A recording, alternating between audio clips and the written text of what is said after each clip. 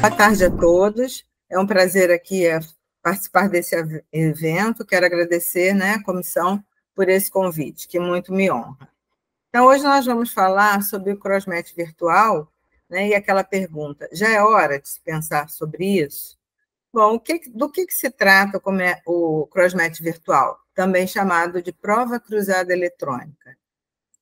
Isso se refere à liberação de hemocomponentes baseado na consulta dos testes imunematológicos previamente registrado num software específico, né, desenvolvido, então, para esta finalidade.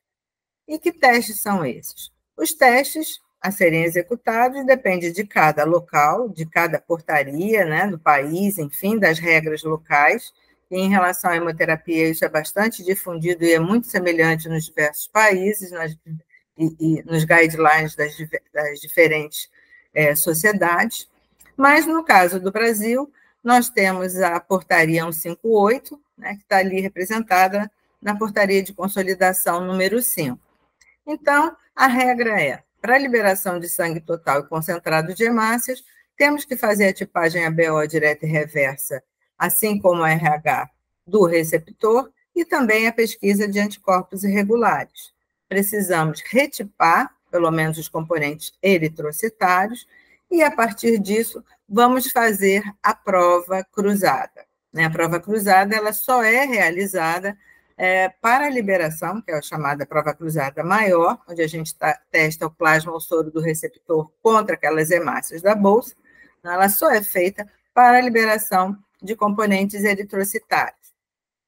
A ideia é, baseados nas informações sobre grupo sanguíneo, pesquisa de anticorpos, omitir essa fase final da prova de compatibilidade e sim criar um algoritmo de decisão em relação à liberação do hemocomponente específico.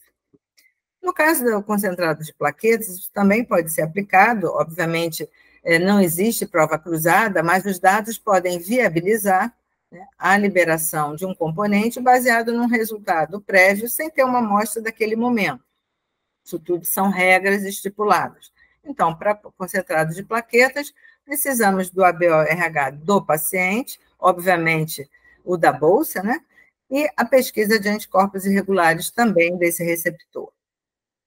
No caso do plasma e crio precipitado, basta sabermos a tipagem ABO e RH desse receptor, lembrando que a classificação ABO é sempre exigida direta e reversa, né? E assim, conhecendo o ABO-RH do hemocomponente, nós fazemos a seleção.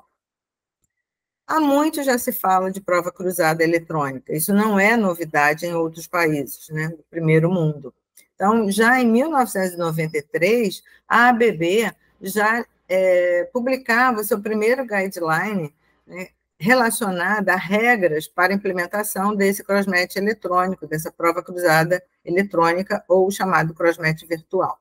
A partir daí, muitas sociedades, como a britânica e outras, trabalharam, né, na análise, né, desses guidelines e também fizeram publicações, né, para viabilizá-lo. Em 1994, também o FDA aprova, né, esse procedimento alternativo, né, que seria para a liberação de hemocomponentes para transfusão. E por que fazer a prova cruzada eletrônica? Né? Na verdade, seria segurança para os colaboradores, no sentido de menos manuseio de materiais biológicos, uma carga de trabalho reduzida, uma vez que você realiza menos etapas nesse procedimento de liberação. Esse tempo livre poderia ser disponibilizado para outras atividades, né, principalmente relacionada à acreditação, que é muito hoje requisitada em todos os serviços, atividades de pesquisa, e também a gente pode ver que vai haver uma certa economia, né, de reagentes e consumíveis, já que nós poderemos omitir uma determinada fase sorológica, né, porque a prova cruzada convencional e os testes todos nossos que realizamos nas agências transfusionais são testes sorológicos convencionais, que exigem tubos, exigem reagentes, exige fazer a suspensão da bolsa, enfim. E qual seria o grande desafio? É estabelecer realmente um critério que fosse seguro, né? Que aqueles dados que estão ali naquele algoritmo de decisão tenham sido feitos, né, dentro de um processo total de segurança em relação a esse processo transfusional. Então, a primeira coisa seria a identificação segura desse receptor. Esse receptor não pode ter mais de uma entrada no sistema, né? Ele tem que ter uma identificação única, onde serão necessários nome completo, qual é o segundo identificador? É data de nascimento? É o nome da mãe? O indivíduo vai receber ali um número de matrícula, qual é a localização, que paciente é esse, qual a doença que ele tem. Então, qual é realmente a situação clínica daquele paciente. A parte também bem desafiadora é a confiabilidade dos dados do doador e, obviamente, daquele hemocomponente. Qual foi o critério que eu adotei para inserir os dados daquele doador em relação à classificação ABO dele, a pesquisa? Qual é a minha segurança em relação à rotulagem de todos esses hemocomponentes? Então, esse processo também tem que ser muito bem controlado e validado para que os dados que se obtenha no sistema, né, sejam seguros. O histórico clínico é fundamental. Algumas patologias não permitem que a gente faça esse tipo de liberação eletrônica, porque são pacientes que estão constantemente recebendo transfusão, são pacientes bons produtores de anticorpos. Então, é perigoso, né, nos basearmos único e exclusivamente num prosmet eletrônico. Esse histórico hemoterápico tem que estar bem atualizado. A validade dos resultados em relação ao tempo da coleta. Muito bem, eu vou aceitar resultados previamente utilizados em amostras de quantos dias? Eu fiz eu procedi aos testes, procedemos aos testes 3 dias antes. É como a nossa portaria diz que as amostras têm que ser de 3 dias. Então, nós teremos que estabelecer essas regras. São 3 dias para pacientes politransfundidos, ou são uma semana para aquele paciente, ou 15 dias para pacientes que após os testes não receberam transfusão. Isso são algoritmos de decisão que têm que ser tomados dentro de um comitê específico que vai desenvolver esse software de validação. Outra coisa é a qualidade e a confiabilidade dos testes imunohematológicos. Deve haver regras bem estabelecidas para padronização dos ensaios, né? Porque fazer um ensaio e chegar a um resultado exige etapas, né,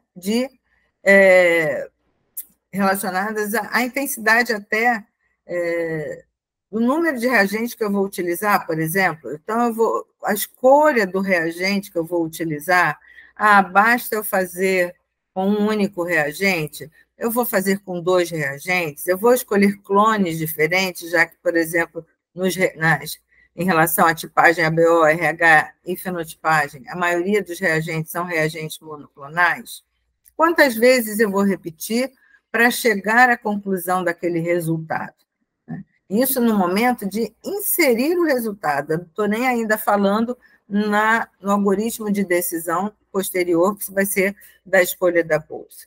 Eu vou anotar isso em cruzes. Como é que eu chego à conclusão daquele grupo sanguíneo? E lembrar que isso é válido não só para os dados do receptor, como também para os dados do doador e, por consequência, do hemocomponente. Quando eu falo de pesquisa de anticorpos irregulares, eu estou utilizando que tipo de painel? Quantas células eu estou utilizando? Eu estou utilizando uma única célula num pool, que pode ser utilizado para o caso de doador, né? Eu estou usando 2 células, eu estou utilizando 3 células, eu tenho ali no meu painelzinho representado antígenos de baixa frequência. Que técnicas eu devo empregar? 37 graus na fase de Cumbres. Que antiglobulina humana eu vou utilizar? vou utilizar uma poliespecífica, vou trabalhar com plasma, vou trabalhar com soro, vou utilizar uma antiglobulina monoespecífica, tudo isso tem que ser muito bem padronizado e as pessoas com competência para a realização dos testes e, mais ainda, a interpretação desses resultados. Nessa publicação, que a gente vê bem antiga, de 1998, onde ela traz as regras já da ABB, onde ela estipula, esse é um trabalho que foi da Vox, publicada por John Jude, que foi um grande pesquisador na área da imunohematologia, na área da hemoterapia. Nesse documento, nesse paper, a gente observa que existem regras até de padronização, né, de leitura.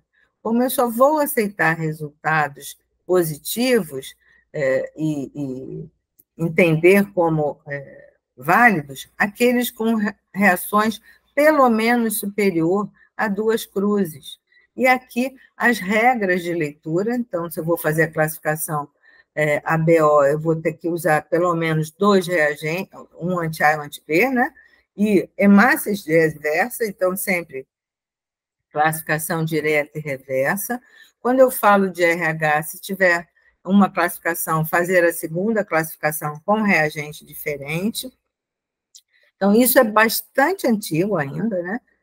E a gente já vê a preocupação em relação também ao sistema RH, devido a esse polimorfismo do antígeno D.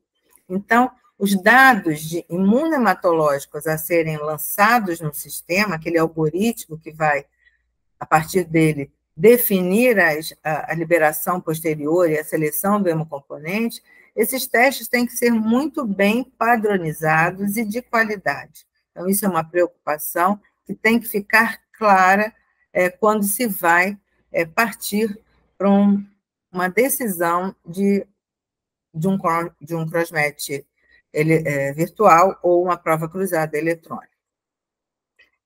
Existem vários guidelines, esse é um guideline da Sociedade Britânica, aqui numa publicação desse grupo de leads, que, na verdade, reflete, né, tudo que tem, ele traz aqui também as regras da Sociedade Britânica. Então, como é que ela diz, o que ela fala em relação ao resultado desses testes? Então, a partir do momento em que eu já realizei os ensaios, quando eu vou partir para a minha decisão, né, da liberação do hemocomponente por prova exclusiva eletrônica, eu preciso ter o grupo sanguíneo ABO-RH do paciente determinado 2 vezes. Então, se for um indivíduo novo, eu tenho que ter uma concordância de resultados ABO em duas tipagens com aquela mesma amostra, ou eu vou ter uma tipagem com um resultado prévio no computador, e tem que haver um sistema que vá checar, né, que vai comparar esses resultados, e eu tenho que ter, obviamente, conformidade, né? E sempre qualquer informação relacionada ao grupo sanguíneo RH desses pacientes, não pode haver qualquer tipo de divergência ou dúvida. Quando eu falo ainda tanto de grupo sanguíneo como no outro teste obrigatório, que é a pesquisa de anticorpos irregulares, essa sociedade determina que esses testes sejam feitos por automação total. E por quê? Para ter uma rígida padronização, tanto de execução, né, porque quando vai se fazer um ensaio, né, através de um equipamento, né, se aquele equipamento, obviamente, estiver calibrado, lógico que tudo tem que ser validado, né, a reprodutibilidade desses resultados é muito mais nível, né, e evita também os erros clericais. Então, eles determinam que isso seja feito de uma forma totalmente automática. E em relação à pesquisa de anticorpos regulares, ele tem que, quando nós realizamos aquele ensaio, ele tem que identificar, né, anticorpos clinicamente significantes. Isso significa realizar técnicas da antiglobulina humana a 37 graus, e só são elegíveis para o CrossMatch virtual pacientes que não contenham anticorpos clinicamente significantes. Então, esses pacientes, se um paciente for portador de um anticorpo contra um antígeno de significado clínico, ele é excluído da prova cruzada eletrônica. Ele coloca uma única exclusão, seria aqueles pacientes que têm um anti-D passivo a partir de uma aplicação, por exemplo, de uma imunoglobulina. Isso pode ser uma gestante, por exemplo, que fez uma imunoglobulina anti-D num pós-parto. Então, obviamente, uma gestante RH negativa. Então, fica bem claro que pacientes portadores de anticorpos clinicamente significantes não são elegíveis para o CrossMatch eletrônico. É interessante que a gente, quando aplique essa técnica, a gente parta realmente para uma técnica que identifique anticorpos clinicamente significantes, porque em muitas situações, se nós formos utilizar painéis e técnicas que ficam detectando anticorpos não significantes, como, por exemplo, anti-Lewis A, anti-P1, né, anti-Lewis B, que só reagem à temperatura ambiente, isso vai poder atrapalhar a minha conclusão e atrapalhar o meu algoritmo de decisão também. Alguns pacientes, por suas características, então, específicas, isso está estabelecido também nesse guideline, são excluídos do CrossMatch virtual. Que pacientes são esses? Pacientes com doença falciforme. Né? Nós sabemos que esses pacientes são ótimos respondedores, porque vivem num estado inflamatório importante, então eles têm um sistema imunológico muito ativo, fazem anticorpos com frequência, são submetidos a transfusões regulares, então eles são excluídos definitivamente para esse programa de CrossMatch eletrônico. Em outros casos, essa exclusão é temporária. Por exemplo, pacientes que foram transplantados, transplante de medula, e receberam medula ABO diferente. Isso significa que esses pacientes, ou incompatível, né, o grau de incompatibilidade é variado, maior, menor, nós sabemos que para fins de transplante de medula não há necessidade de identificação ABO idêntico, né, então inclusive o paciente muda o seu grupo sanguíneo, então eles são excluídos durante um ano, assim como pacientes que também receberam transplante de órgãos sólidos ABO diferentes, incompatíveis, também são excluídos por um ano. Pacientes que tiveram teste direto da antiglobulina humana positivo, por suas diversas situações, são excluídos até que esse TAD passe a ser negativo. Então, isso são regras importantes de se estabelecer. Esse fluxo aqui é um fluxo tirado daquele artigo do Jude, que reflete que está nos guidelines da Associação Americana de Bancos de Sangue. Né? A ABB, a gente está aqui se referindo à Associação Americana de Bancos de Sangue. Então, como é que funciona esse algoritmo? Bom, eu posso ter um pedido, uma entrada de um paciente, onde eu previamente fiz um ABO, fiz um RH, um PAI, e dei, dentro dos critérios que eu estabeleci para esses resultados serem válidos, e nós registramos no sistema. Chega um pedido de transfusão. Né? Se esse paciente tem amostra, né, nós vamos, a partir desse pedido, esse paciente já existe, a partir desse pedido, nós vamos investigar. Bom, quando esse paciente foi testado? Quanto tempo tem entre essa solicitação e a data desse teste? Né? O paciente, então, foi testado, a data que ele foi testado foi ok? Se sim, eu passo para a possibilidade da liberação por crossmatch eletrônico e sigo. Eu vou observar, tem pesquisa de anticorpos irregulares positiva? Se ele tiver, eu parto para a prova cruzada sorológica e ele não continua dentro da ideia de fazer a liberação por crossmatch virtual. Se ele não tem pesquisa de anticorpos irregulares positiva, eu vou observar se ele tem 2 resultados de classificação sanguínea, ABO e RH. Se tem, ótimo, eu vou liberar, vou selecionar uma bolsa para transfusão para esse paciente, baseado nesses resultados que eu obtenho.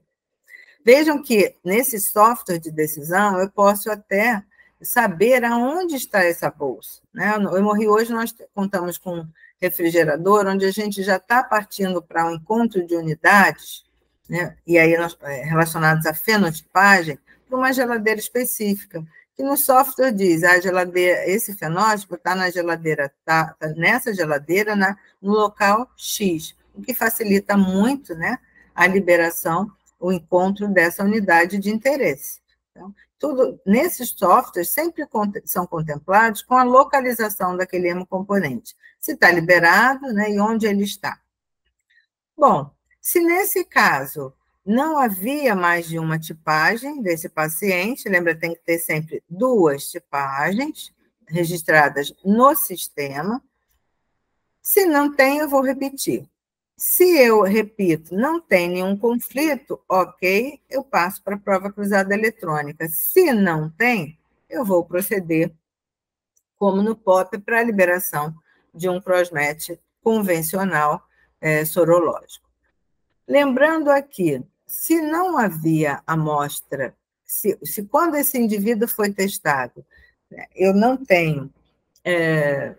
já passou o prazo que eu estabeleci de validação desses dados, eu vou coletar nova amostra, realizar novos testes, e aí ele vai entrar nesse algoritmo de decisão, onde vai ser analisado se tem PAI positivo ou não, se esse paciente tem um diagnóstico elegível para poder ou não ter o componente liberado por uma prova cruzada eletrônica.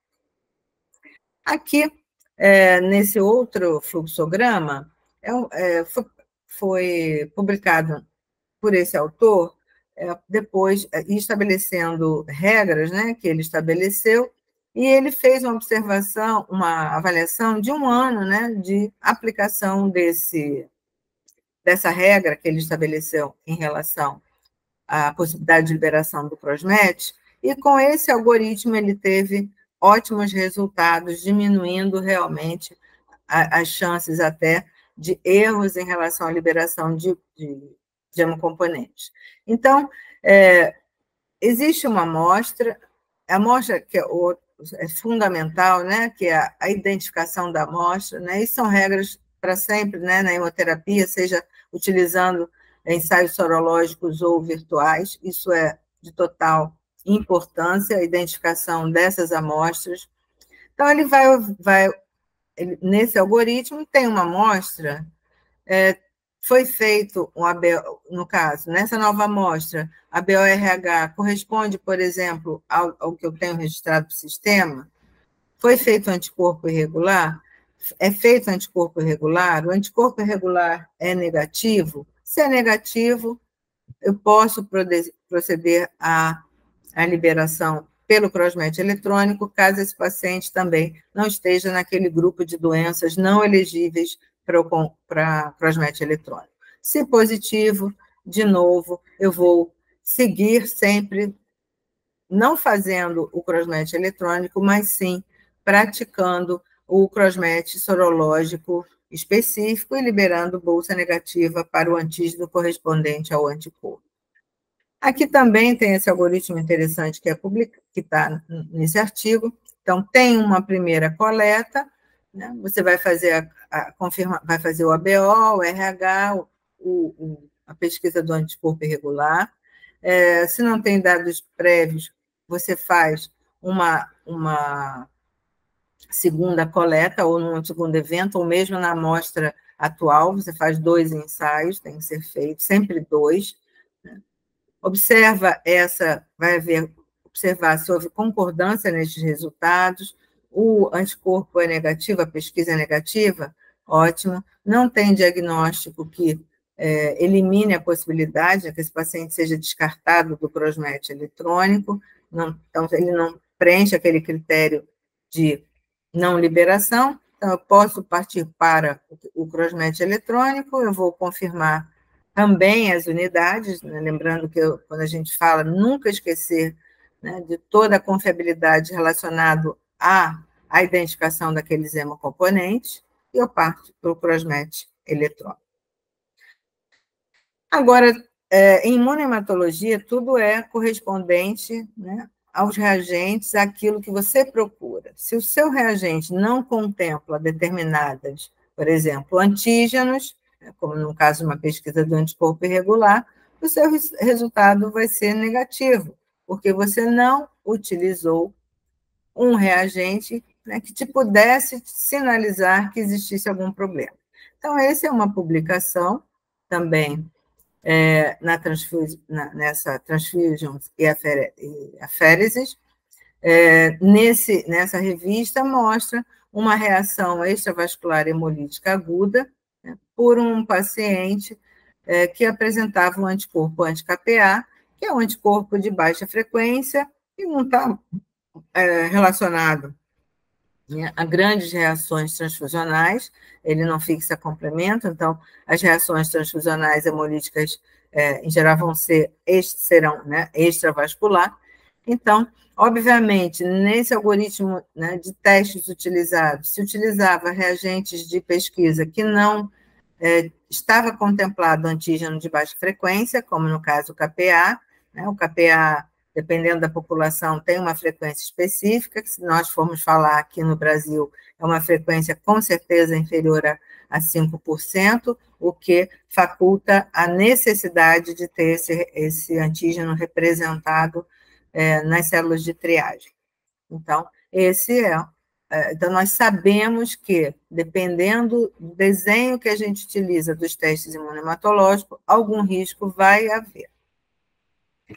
Bom, vamos às nossas conclusões. Quando se trabalha com a prova cruzada eletrônica, é fundamental a gente tentar trabalhar para risco zero, né? A tolerância é zero.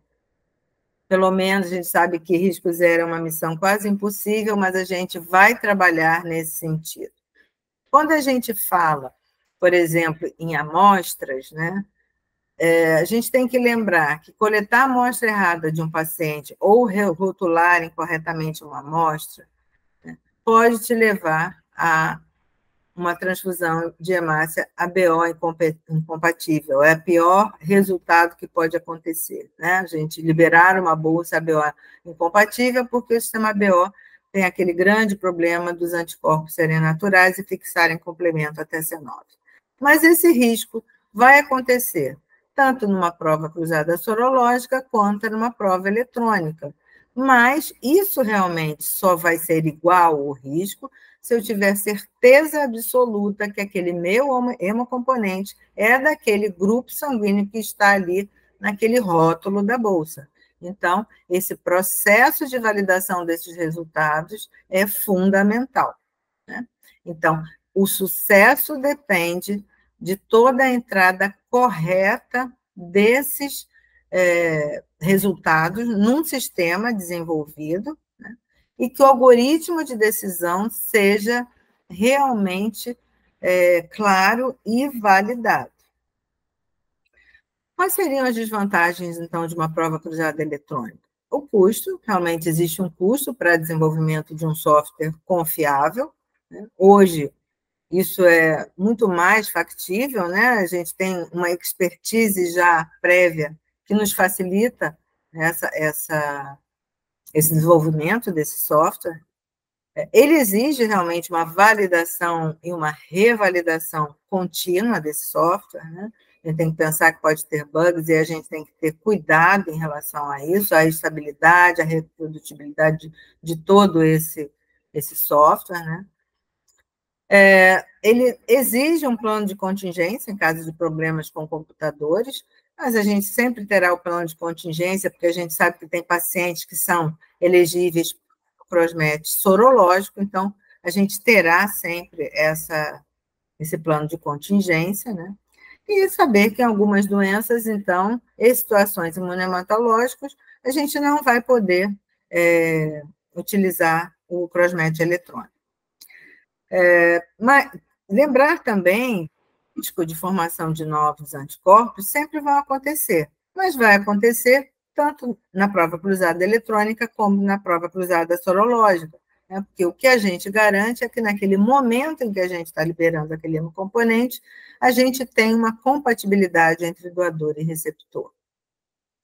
Ainda como conclusão, quais seriam as vantagens? A gente sempre tem, a gente tem a segurança, então menos manuseio de materiais biológicos, menos volume de amostra, com certeza, se você omite ensaio, você não precisa insistentemente coletar novas amostras, ou se você até não precisa de nova amostra, se você já tem um resultado validado no sistema, que pode ser utilizado, uma carga de trabalho menor, já que você libera o profissional de determinadas etapas. Esse tempo livre pode ser, então, aproveitado para outras atividades ou compartilhar outras atividades, né, no próprio laboratório, né, como rotinas de investigação específica, testes moleculares, enfim. A redução do estresse, lógico, quando a gente elimina etapas, facilita. A economia de reagentes e também de consumíveis, aumento da disponibilidade do sangue, porque a gente não precisa manter sangues em reserva, ou seja, um paciente que vai para uma situação de reserva cirúrgica, você já tem no sistema toda ali uma informação sobre esse paciente, né? No momento, se houver alguma emergência, óbvio que você tem que ter uma disponibilidade de estoque estratégico sempre, rapidamente você consegue liberar o sangue para esse paciente, já que você não tem aquelas etapas inerentes ao teste sorológico, como incubação, rotulagens, etc. Okay? Então, realmente, existem vantagens. E nós voltamos, então, à nossa pergunta inicial. O CROSMET virtual, já é hora de pensar sobre isso? Eu, na minha opinião, digo que sim. Hoje a gente tem diversos serviços, principalmente nos Estados Unidos, na Europa, já utilizando esse algoritmo, né, com segurança. Nós temos modelos validados que a gente pode se espelhar para poder, né, desenvolver softwares e também decisão, né, de desenhos de ensaios sorológicos para inserção no sistema bem estabelecido. Então, sim, hoje nós também temos expertise para desenvolvimento de softwares com competência para isso, né? Então, realmente, o que nós precisamos é que até as nossas portarias, os nossos, né, digam que é possível, né, autorizem essa realização. Hoje nós não temos isso ainda em portaria, né, dizendo que, definindo regras e dizendo que sim, é possível fazer. Então, isso tem que ser visto como um todo, tanto pela comunidade científica, como também, né, pelos nossos órgãos competentes. Bem, eu vou parando por aqui. Então, querendo de novo agradecer à comissão por esse convite, sempre é bom participar, o evento é um evento, está com uma programação excelente, parabéns aos organizadores, e eu deixo aqui o meu e-mail para qualquer contato. Um grande abraço a todos vocês e boa tarde.